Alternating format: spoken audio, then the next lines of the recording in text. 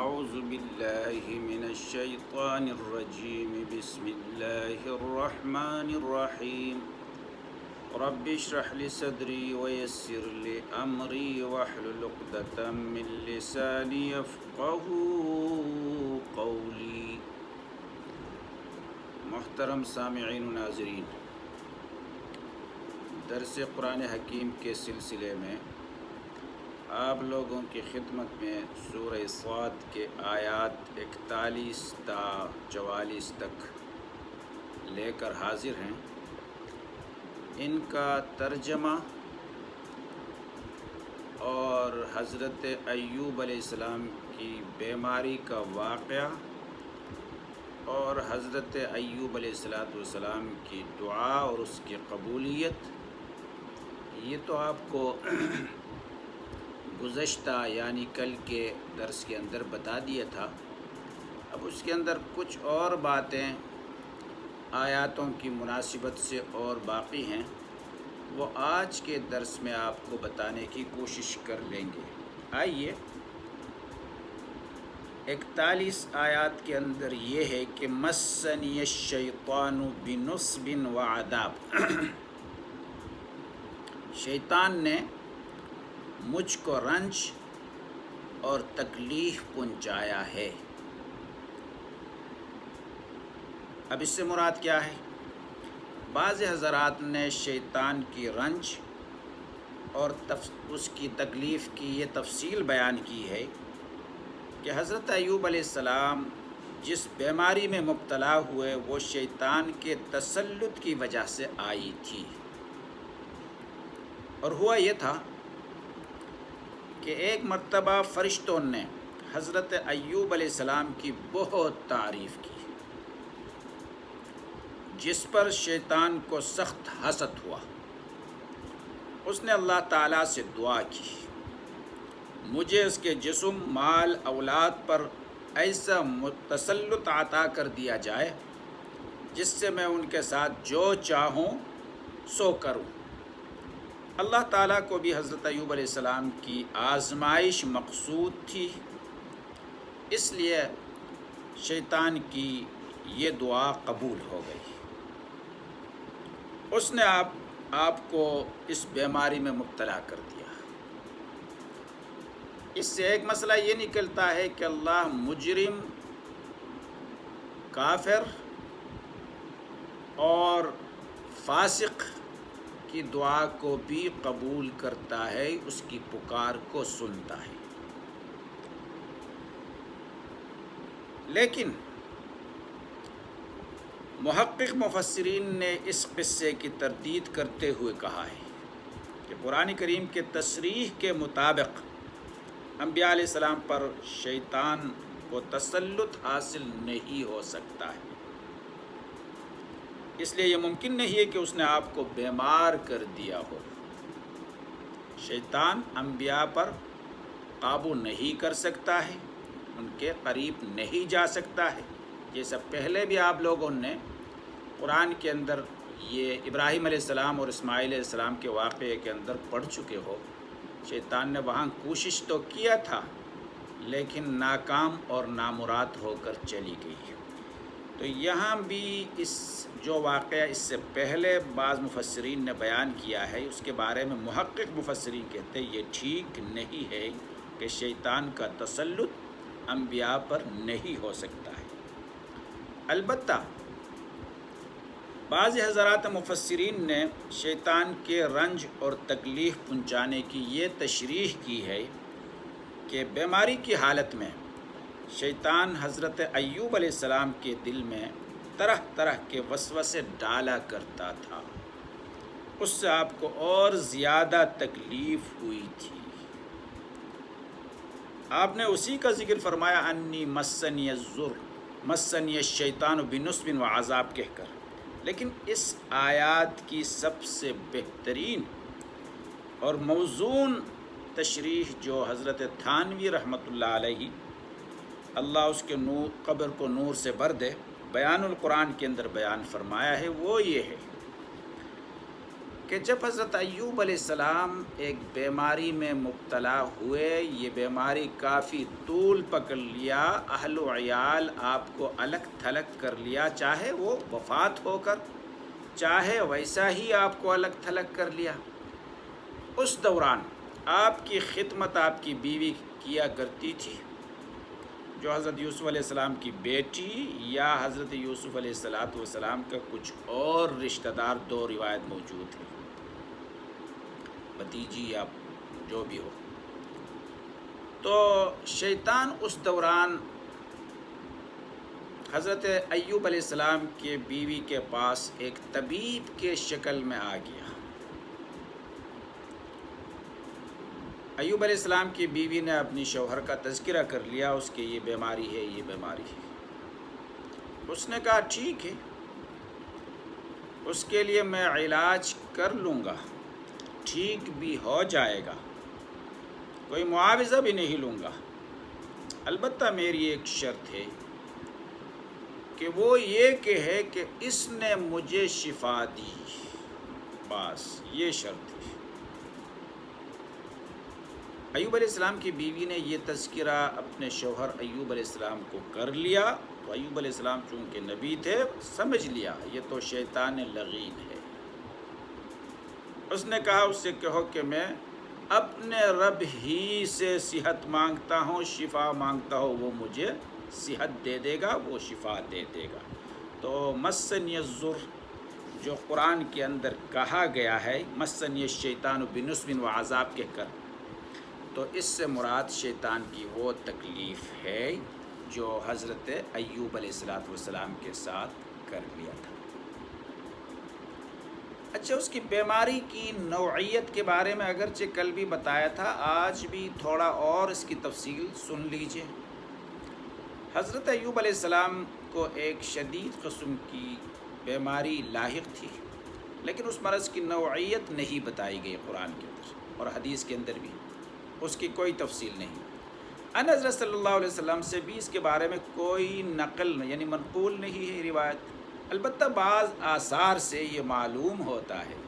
کہ آپ کے جسم کے ہر حصے پر پھوڑے نکل آئے تھے،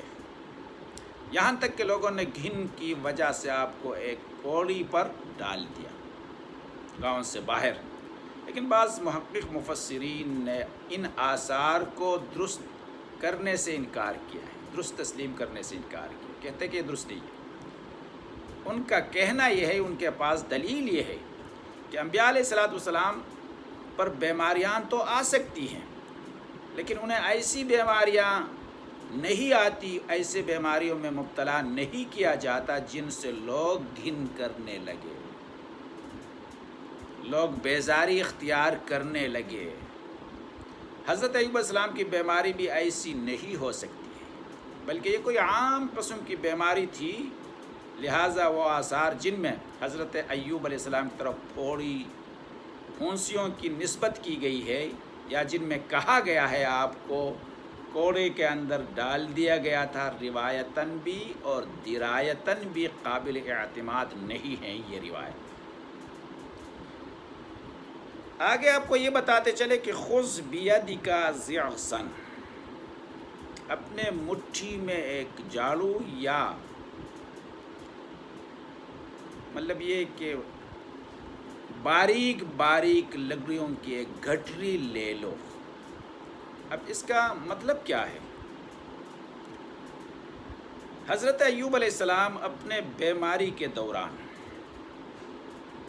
بیماری میں چرچراہٹ یا چرچراپن جو ہے انسان کے اندر لازمی آتی ہے، تو اس دوران کوئی غصہ ہو کر اپنی بیوی پر اس نے قسم کھائی کہ میں اس کو بیوی کو 100 کوڑے لگوا دوں گا، یا 100 باریک لکڑیاں اس پر مار دوں گا۔ تو اب اللہ تبارک و تعالیٰ نے صحت یابی اس کو دے دیا، بیوی نے اس کی زبردست خدمت کی، آخری دم تک اس کے ساتھ لگے رہے۔ اب ایوب علیہ السلام سوچ میں پڑ گئی، یار اب کیا کیا جائے، کس طرح میں اس قسم سے صحیح سالم باہر نکل سکتا ہوں کہ لاٹھی بھی نہ ٹوٹے اور سام بھی وہ نہ ہو جو کہا جاتا ہے، تو بیوی پر لاٹھی بھی نہ مارا جائے اور یہ قسم بھی اپنی درستگی تک پہنچ جائے، تو اللہ تبارک و تعالیٰ نے آسانی پیدا کر لی۔ 100 تینکے اپنے ہاتھ میں لے لیجیے اور اس سے ایک مرتبہ اپنی بیوی کے جسم پر مار لیجیے، آپ کی قسم پوری ہو جائے گی۔ اس سے آپ کا کام مکمل ہوگا اور بیوی کو بھی کوئی تکلیف نہیں ہوگی۔ اور امام ابو حنیفہ رحمہ اللہ کا مسلک بھی یہ ہے کہ اسی سے ہوتا ہے، جیسے کہ علامہ ابن حمام نے لکھا ہے، اس کے لیے 2 شرطیں ضروری ہیں۔ ایک تو یہ اس شخص کے بدن پر طولاً عرضاً یہ جھاڑو کے 100 تنکے لگ جائے، ایک شرط یہ طولاً عرضاً لگ جائے۔ دوسرا شرط یہ ہے کہ اس سے کچھ نہ کچھ تکلیف ضرور ہو، کچھ نہ کچھ تکلیف تو ہو۔ اگر اتنے ہلکے سے بدن کو لگائی جائے، وہ بالکل تکلیف نہ ہوئی ہو، تو قسم پوری نہیں ہوگی۔ حضرت تھانوی رحمہ اللہ نے بیان القرآن میں لکھا ہے کہ قسم پوری نہیں ہوگی تو غالباً اس کی مراد یہی ہے کہ تکلیف بالکل نہ ہو، یا کوئی مطلب یہ کہ تنکا بدن کو لگ نہ جانے سے رہ جائے، ورنہ فقہائے حنفیہ نے تصریح فرمائی ہے اگر مذکورہ 2 شرطوں کے ساتھ مارا جائے تو قسم پوری ہو جاتی۔ تو یہ ایک حیلہ کا طریقہ اللہ تبارک و تعالیٰ نے قرآن کے ذریعے سے حضرت ایوب علیہ السلام کو بتا دیا، وَخُذْ بِيَدِكَ ضِغْصًا فَاضْرِب بِّهِ وَلَا تَحْنَثْ کہہ کر۔ اب ہیلے کی شرعی حیثیت کے بارے میں بھی آپ کو کچھ بتاتا چلوں۔ مسئلہ یہ معلوم ہوا کہ کسی نامناسب یا مکروہ بات سے بچنے کے لیے کوئی شرعی حیلہ اختیار کیا جائے تو وہ جائز ہے۔ نامناسب اور مکروہ بات سے کام سے بچنے کے لیے کوئی شرعی حیلہ اختیار کیا جائے، یہ درست ہے بلکہ جائز ہے۔ ظاہر ہے کہ حضرت ایوب علیہ السلام کے واقعے میں قسم کا اصلی تقاضا یہ ہے کہ آپ اپنی زوجہ مطہرہ کو پوری قمچیاں مارے، لیکن چونکہ ان کی زوجہ مطہرہ بے گناہ تھی، انہوں نے حضرت ایوب علیہ السلام کی بے مثال خدمت کی تھی، اس لیے اللہ تعالیٰ نے خود حضرت ایوب علیہ السلام کو ایک حیلہ کی تلقین فرمائی، یہ تصریح کر دی کہ اس طرح ان کی قسم نہیں ٹوٹے گی، اس لیے یہ واقعہ حیلہ کے جواز پر دلالت کرتا ہے۔ لیکن یہ یاد رکھنا چاہیے اس قسم کی حیلے اس وقت جائز ہوتے ہیں کہ انہیں شرعی مقاصد کے ابطال کا ذریعہ نہ بنایا جائے۔ اگر حیلہ کا مقصد یہ ہو کسی حقدار کا حق باطل کیا جائے یا کسی صریح فعل حرام کو اس کی روح برقرار رکھتے ہوئے اپنے لیے حلال کر لیا جائے حرام چیز کو، تو ایسا حیلہ بالکل ناجائز ہے۔ ایک مثال بھی مفسرین بیان کرتے ہیں، مثلا زکوٰۃ سے بچنے کے لیے بعض لوگ یہ حیلہ کرتے ہیں کہ سال کے ختم ہونے سے کچھ پہلے اپنا مال بیوی کی ملکیت میں دے دیا، اس لیے کہ مال پر حولان حول یعنی 1 سال کا گزرنا ضروری ہے، تو سال سے پہلے 10 مہینے کے بعد یا 11 مہینے کے بعد یہ مال بیوی کے ملکیت میں دیا تو زکوٰۃ شوہر پر نہیں آیا، مال نہیں ہے اس کے پاس۔ پھر کچھ عرصے کے بعد بیوی نے شوہر کی ملکیت میں دے دیا، جب اگلا سال ختم ہونے کے قریب ہوا تو بیوی پر بھی کوئی زکوٰۃ نہیں آیا، شوہر نے بیوی کو کیا کر لیا، ہبہ کر دیا وہ مال۔ اس طرح کسی پر زکوٰۃ واجب نہیں ہوتی، ایسا کرنا چونکہ مقاصد شریعہ کو باطل کرنے کی ایک کوشش ہے، اس لیے حرام ہے، شاید اس کا وبال ترک زکوٰۃ کے وبال سے زیادہ بڑا ہوا ہوگا۔ آگے ایک مسئلہ آپ کو اور بتاتا چلے، نامناسب کام پر قسم کھانا، یہ بھی اسی سے معلوم ہوتا ہے اگر کوئی شخص کسی نامناسب، غلط یا ناجائز فعل پر قسم کھائے تو قسم منعقد ہو جاتی ہے اور اس کے توڑنے پر بھی کفارہ آتا ہے۔ ظاہر ہے اگر اس صورت میں کفارہ نہ آتا تو حضرت ایوب علیہ السلام کو یہ ہیلہ، جو ہیلہ اس کو بتایا گیا، اس کی تلقین نہ فرمایا جاتا۔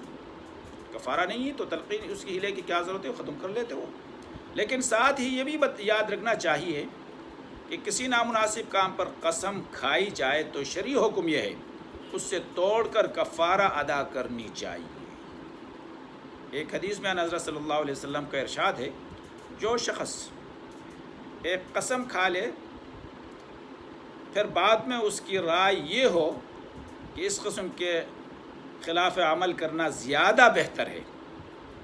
تو اسے چاہیے کہ وہ وہی کام کرے جو بہتر ہو شرعاً اور افادتاً، اور اپنے قسم کا کیا کرے گا، کفارہ ادا کرے گا۔ یہ کچھ مسائل جو خذ بیدک ضغثا جو حیلہ ایوب علیہ السلام کو بتا دیے گئے تھے، اسی کے سلسلے میں کچھ مسائل آپ کے گوش گزار کر لیا۔ اللہ تبارک و تعالیٰ قرآنی تعلیمات پر عمل کی توفیق عطا فرمائے۔ وما علینا الا البلاغ۔